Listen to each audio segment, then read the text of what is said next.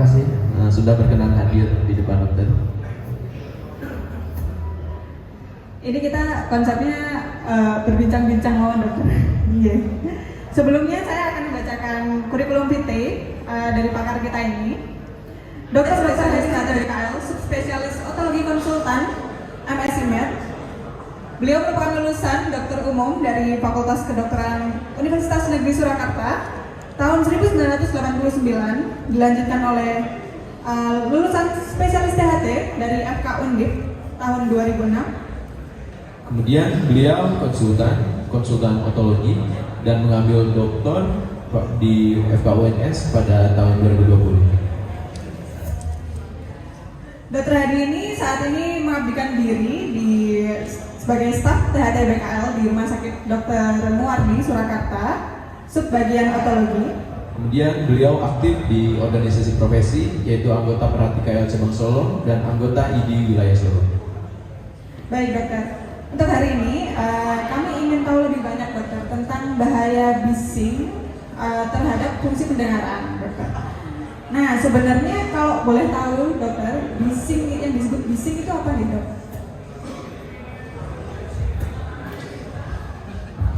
Tes ya. Terima kasih. Sebelumnya saya ucapkan terima kasih. Yang pertama kami sampaikan selamat kami ucapkan terima kasih pada Bapak Kepala Sekolah SMK Warga, kemudian Bapak Ibu Kepala Dinas ada yang mewakili, kemudian Dr. Putu, Dr. Anton, Dr. Novi. Ya sebenarnya ini yang lebih pakarnya Dr. Novi ya, tapi karena Dr. Novi capek, saya disuruh mewakili. Saya bagian otologi, Dr. Novi bagian neurootologi ya. Nah, nanti kalau kurang biar Dr. Novi ya. Jadi begini ya, bising ini adalah satu dari gangguan pendengaran ya. Sebenarnya tema pada tahun ini oleh WHO itu memang apa tadi? Nah ini apa itu ear and hearing care for all, let's make it a reality. Jadi prinsipnya dari WHO itu membuat suatu pendengaran dan telinga itu menjadi baik dan mari kita kita buktikan sebagai kenyataan. Jadi memang WHO ini masih prihatin karena di seluruh dunia ini masih banyak penduduknya yang mengalami gangguan pendengaran atau terancam gangguan pendengaran ya. Terancam gangguan pendengaran artinya apa? Ada yang sudah mengalami gangguan pendengaran dan ada yang mulai mengalami gangguan pendengaran tapi tidak merasa. Nah, ini yang mau dicegah oleh WHO. Termasuk ya ini kita sekarang ini di SMK ini ya. SMK ini kan populasinya banyak anak muda ya. Ini sebenarnya semuanya bisa terancam mengalami gangguan pendengaran. Oleh karena itu pada kesempatan hari ini kita bincang-bincang untuk memberikan edukasi kepada siswa-siswa SMK bagaimana sih bahaya pendengaran itu ya. Kemudian apa saja sumber-sumber gangguan pendengaran itu. Jadi kita ke arah SMK ini kan kita tahu sekolah kejuruan itu banyak praktek ya, praktek di lapangan yang menunjukkan suara keras. Ini kita edukasi nanti. Kemudian sebenarnya bising ini adalah suara yang tidak kita inginkan ya, dengan frekuensi tertentu atau intensitas tertentu yang akan mengganggu kesehatan kita ya. Sebenarnya nanti suara yang tidak diinginkan jadi lebih kabur karena nanti ada suara-suara yang kita inginkan bisa menjadi bising ya. Jadi ini memang terutama pada anak muda ini tidak merasa ini sumber suara ini yang menyebabkan bising. Tadi sebenarnya juga bisa bising itu ya, cuma karena musik juga bising, sumber bising kalau dihitung berapa sound levelnya itu mungkin di atas 100 desibel mungkin ya, tapi karena kita hanya sebentar mungkin masih nggak masalah. Jadi bising itu baru mengganggu apabila frekuensinya sering, lamanya terpapar lama dan waktunya terus menerus. Ini yang menyebabkan nanti berpotensi mengancam gangguan pendengaran. Itu Dr. Ovi Tio ya. Mungkin kan untuk SMK ini mungkin dokter banyak terpapar dengan suara mesin yang tadi jelas sama dokter. Mungkin untuk suara mesin itu salah satu bising juga di dokter. Betul, suara misalkan kita sudah ada penelitian sebenarnya, suara mesin, gergaji, kemudian hair dryer, kemudian suara apa ya, yang lain konser dan lain, biasanya di atas 100 desibel, ya 100 desibel. Sebenarnya kita bisa menghitung kekerasan suara itu dengan sound level meter ya, kita hitung berapa. Kemudian memang untuk SMK saya nggak tahu ini prakteknya modelnya seperti apa, tapi kalau dengan mesin-mesin yang berat kemungkinan memang bisa sound levelnya itu lebih di atas 85 ya, biasanya seperti itu. Oleh karena itu menurut aturan Deptaker, suara yang aman itu apabila di bawah 80 desibel ya, telinga kita mentolerir di bawah 80 atau 70 desibel itu kita aman. Tetapi kalau di atas 85 desibel ini harus hati-hati ya. Jadi kita harus hati-hati kalau tiap hari apalagi terpapar sumber suara yang di atas 85 desibel, ini harus hati-hati. Dari Deptaker sudah mencanangkan suara 85 desibel itu kita harus hanya 8 jam per hari. Ya, 8 jam per hari. Iya, dengan suara 85 desibel. Makin keras, otomatis kita harus diperkenalkan lebih sedikit lagi waktunya ya. Sampai kalau 130 itu kita diperkenalkan hanya berapa menit itu ya, ada tabelnya itu. Jadi makin keras suara yang kita dengar, maka potensi jadi kurang benar itu makin cepat. Jadi karena itu kita harus menghindari suara-suara yang seperti itu. Nanti ini dijelaskan waktu pencegahannya itu ya. Ini yang penting adalah untuk anak-anak muda sekarang itu bagaimana kita mendeteksi atau mengetahui sumber suara yang potensi mengganggu gangguan pendengaran akibat bising. Iya. Matur nuwun dokter. Jadi intinya bising itu yang desibel dari 85, terus waktu paparannya nggak boleh lebih dari 8 jam gitu ya adik-adik ya. Tapi gini dokter, ini kan kebetulan adik-adik kita ini kan pelajar SMK, jadi memang banyak praktek, banyak mungkin nggak bisa menghindari sumber bising itu dokter. Mungkin apakah ada rekomendasi nih Bu dokter yang harus dilakukan untuk mengurangi resiko terjadi gangguan pendengaran? Betul, jadi memang kalau kita sudah mengalami gangguan pendengaran akibat bising ini sebenarnya sudah tidak bisa diobati lagi, karena itu yang rusak itu bagian sel sarafnya ya, sel saraf di dalam telinga, di rumah sikut ya, sel rambut, sel saraf ini mengalami kerusakan. Nah, sel saraf ini kalau mengalami kerusakan sudah tidak bisa kembali lagi ya. Sel saraf rambut ini begitu rusak sudah tidak akan balik lagi. Nah, oleh karena itu yang penting itu mencegah, memang mencegah jangan sampai terjadi gangguan pendengaran tersebut. Ya ini yang paling penting ya. Oleh karena itu yang penting kita itu tahu bisa ini sumber pendengaran yang mengganggu pendengaran, sumber bising pendengaran, sehingga kita bisa mencegah. Nah, kalau khusus di SMK ini dengan kondisi mungkin sumber suara waktu praktek ini memang kita harus pastikan dulu berapa desibel sumber suara tersebut ya. Kalau sudah di atas 85 desibel memang kita harus hati-hati ya, harus hati-hati jangan sampai ternyata tipisnya tidak boleh terpapar terlalu lama, terlalu sering dan terlalu dekat sebenarnya. Terlalu dekat juga berbahaya. Meskipun gangguan pendengaran juga bisa dipengaruhi oleh kondisi masing-masing orang ya, masing-masing orang punya daya tahan tubuh yang berbeda. Tetapi secara prinsip kalau lebih dari 85 desibel kita harus hati-hati. Ada waktu yang tidak boleh diperkenankan di waktu itu. Gitu.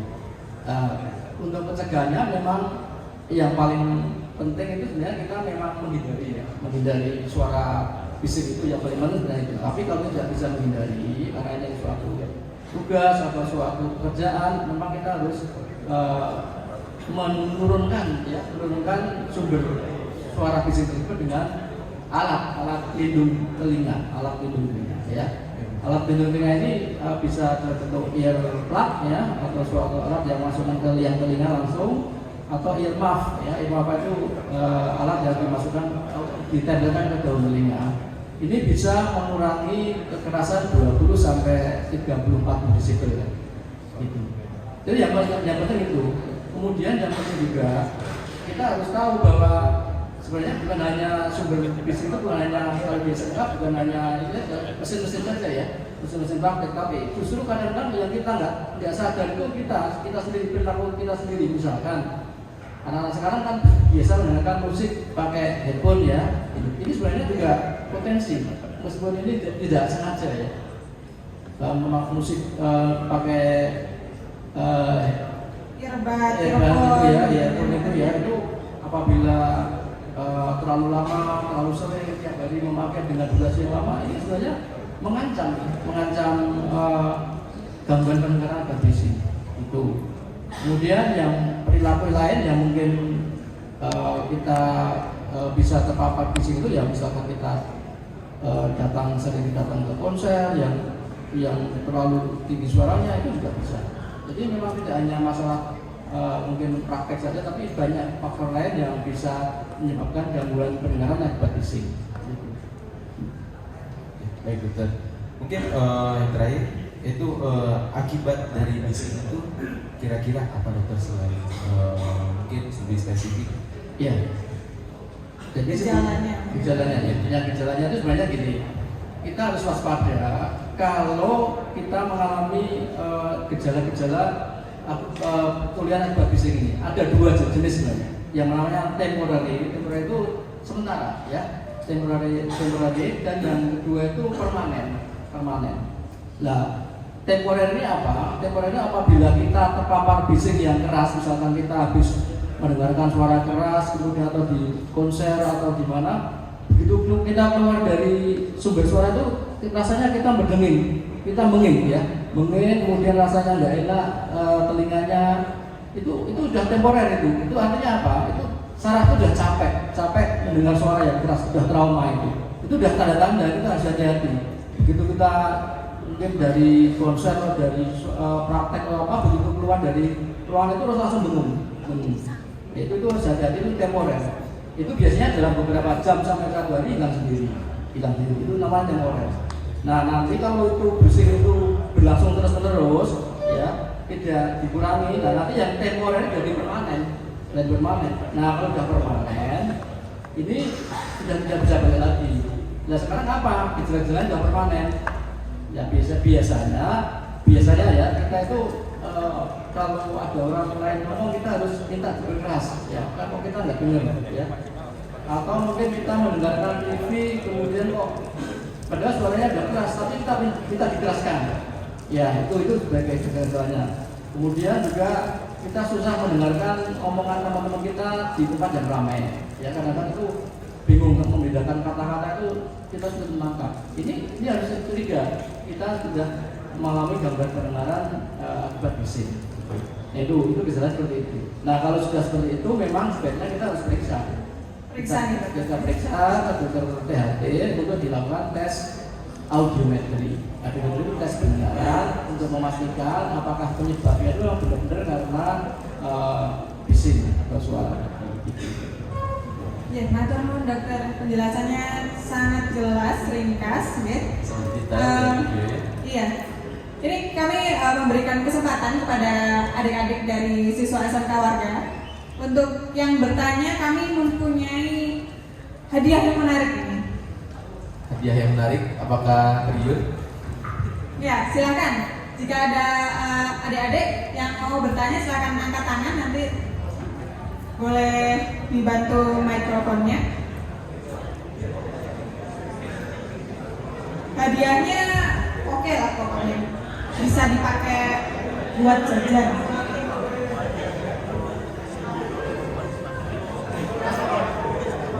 Oh, ada yang bertanya, itu yang di kiri saya.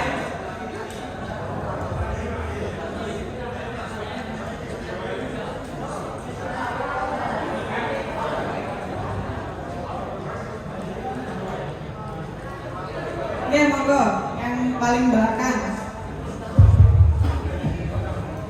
Misi Pak. Halo, Oke, silakan membersihkan. berdiri dulu, adik. Perkenalkan diri dulu. Namanya siapa? Perkenalkan, nama saya Marcel dari kelas 3 otomotif 1. Saya mau bertanya, membersihkan telinga yang aman itu menggunakan apa ya? Dan bagaimana caranya?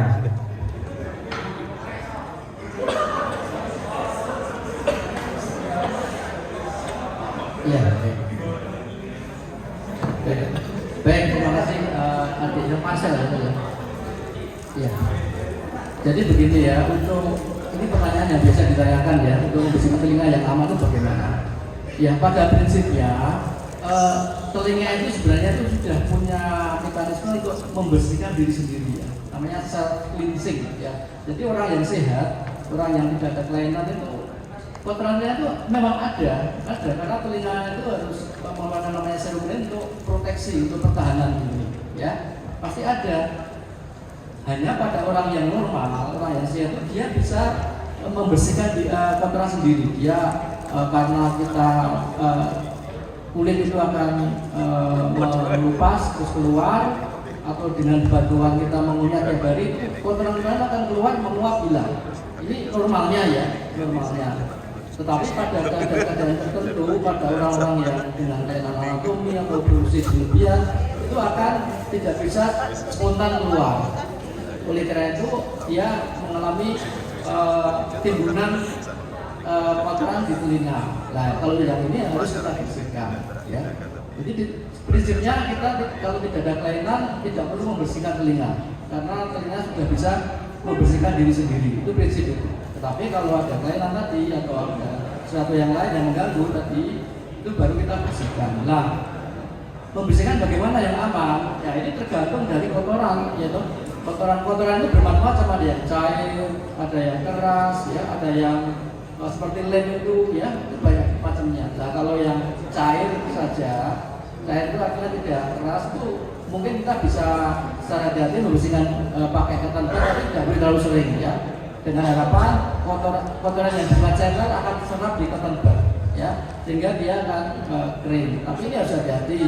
Cotton bud ini juga kalau tidak hati-hati bisa melukai dinding yang telinga, akan menyebabkan infeksi, atau kadang-kadang kalau cotton budnya tidak bagus malah ketinggalan di dalam liang telinga, ya, kadang seperti itu. Nah kalau yang kotorannya keras atau mungkin seperti lem itu memang tidak bisa dibersihkan diri sendiri, ya, harus datang ke dokter THT untuk nanti kita bersihkan. Ya, kalau kita bersihkan diri sendiri dengan kotoran yang keras atau yang tadi seperti itu tadi berisiko melukai dinding liang telinga, akan menyebabkan infeksi. Ya, jadi gitu ya prinsipnya. Sekali lagi kalau orang yang sehat tidak perlu membersihkan telinga, tapi pada orang yang memang potensi mengalami kotoran telinga memang tergantung dari jenis kotoran. Karena saya itu ya jawabannya sudah jelas ya mungkin ya. Sudah jelas ya? Jelas ya? Jadi pada prinsipnya kalau orang normal terus tipe kotorannya itu yang cair-cair gitu dokter Teja itu nggak perlu. Untuk penanya kami persilakan maju ke depan untuk kami berikan sedikit kenang-kenangan. Monggo untuk dokter Hadi bisa.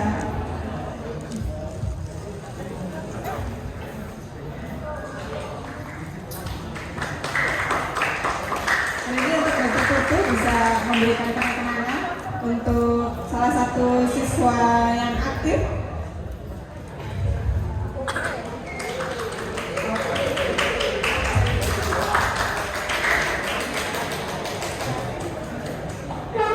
Selamat kepada Marcel mendapatkan voucher GoPay 50.000. Alhamdulillah. Mungkin ada satu lagi penanya nanti dapat lagi. Waduh, jadi banyak. Jadi banyak. Oh iya. Karena cowoknya banyak. Ini ada salah satu. Berapa ya? Ya. Yang perempuan.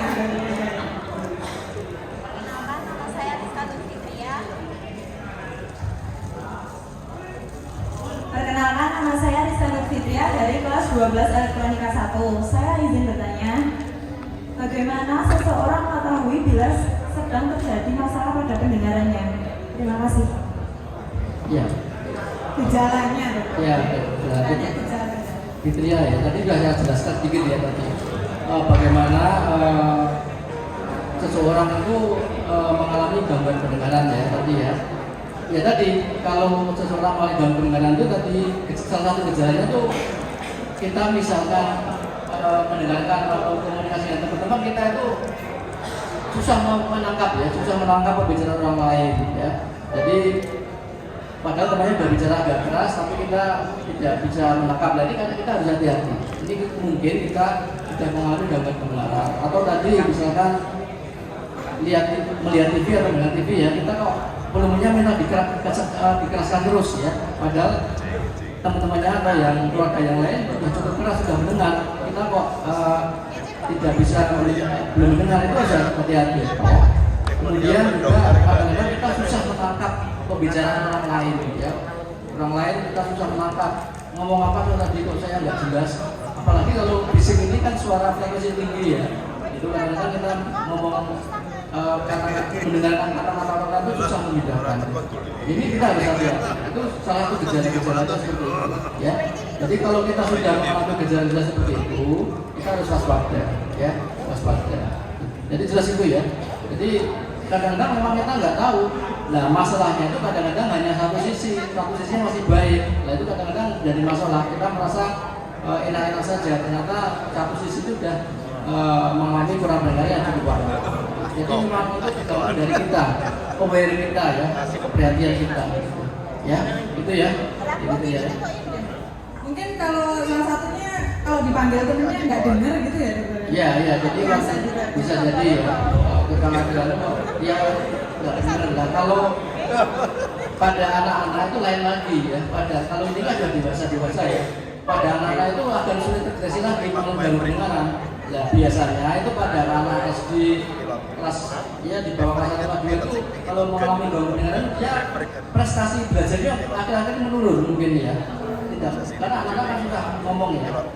Lama-lama kok prestasi belajarnya menurun ya, dulu ranking 1 kok sekarang ranking 2 ya, terus dan orang tua curiga apakah anak saya ini mengalami gangguan pendengaran sehingga dia sulit menangkap pelajaran. Jadi banyak sih gejala-gejala pendengaran gangguan pendengaran ya. Mungkin untuk David Ria sudah paham atau ada pertanyaan lagi? Sudah paham? Silakan maju. Kami persilahkan kepada Bapak Kepala Sekolah, kepada Travis Darnanto MM untuk menyerahkan simbolis kenang-kenangan dari Perhati KL Cabang Solo kepada Fitri.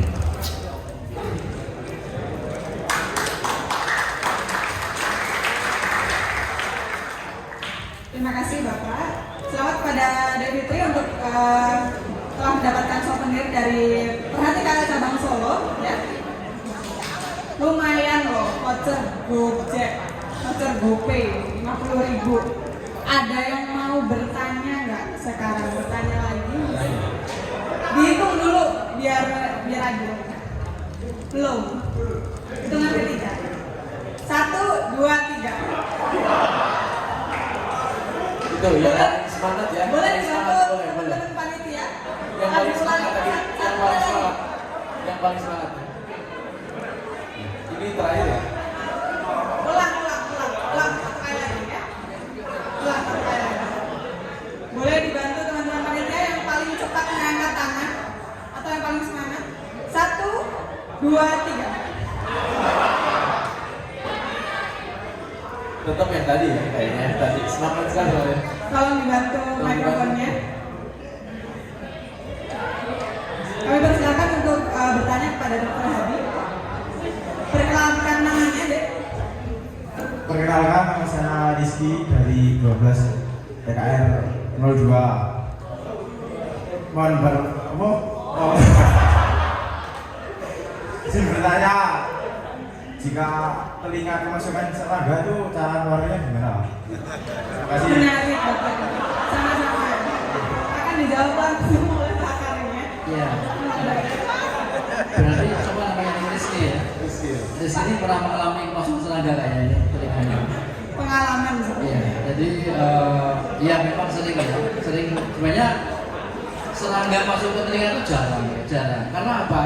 Ya tadi serangga itu mau masuk ke lubang telinga itu nggak mau karena sudah ada zat proteksinya ya. Sebenarnya udah Tuhan itu sudah memberikan telinga itu aman ya, aman karena begitu telinga itu menghasilkan suatu zat yang kurang enak baunya ya, terus proteksi ya. Jika serangga itu mau masuk itu sebenarnya sudah enggan lah istilahnya. Tapi kalau masuk itu memang nasibnya ya. Kalau tidak ada zat proteksi itu tiap hari orang memasukkan ini ya, serangga pasti ya. Karena telinga itu kan lubang itu gelap itu banyak serangga yang ini ya masuk itu. Tapi karena ada proteksinya, ada baunya nggak enak, itu serangga itu akan tidak mau masuk ke lubang itu. Nah, kalau sampai kemasukan, ya itu memang faktor ini ya kecelakaan ya. Itu bagaimana cara mengeluarkannya? Nah, tergantung kalau serangganya itu masuk langsung mati, ya bisa dikeluarkan ya. Tapi prinsipnya kalau masih hidup itu harus dimatikan dulu, ya, dimatikan dulu. Kenapa harus dimatikan? Karena kalau tidak dia gerak-gerak di liang telinga itu kita sakit jadi nggak enak rasa telinga kita ya. Ya harus dimatikan. Bagaimana cara mematikan? Ya kalau kita ada di rumah sakit bisa dikasih tetes telinga anestesi, tapi kalau di rumah bisa dikasih minyak kelapa ya. Minyak kelapa dikasihkan ke liang telinga kita, teteskan liang telinga kita sampai nanti serangga tersebut mati ya. Apa tandanya mati? Udah nggak gerak-gerak lagi ya. Sudah mati itu nggak gerak-gerak lagi. Nah setelah sudah mati ya kita nggak usah buru-buru ke rumah sakit, nggak apa-apa. Besoknya kita bawa ke rumah sakit. Kalau malam-malam biasanya kan malam-malam itu pas tidur kemasukan wah pusing kita ya karena sakit sekali kan gerak-gerak yang sakit malam-malam ya udah dimatikan aja pakai minyak kelapa.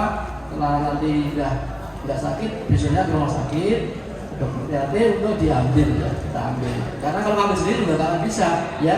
Anda justru malah melukai yang telinga kalau ngambil sendiri. Kita ada alatnya untuk mengambil serangga itu secara aman tidak melukai dari dinding liang telinganya ya. Jadi gitu ya prinsipnya. Sekali lagi kalau kemasukan serangga, kalau serangganya hidup dimatikan dulu ya dengan minyak kelapa.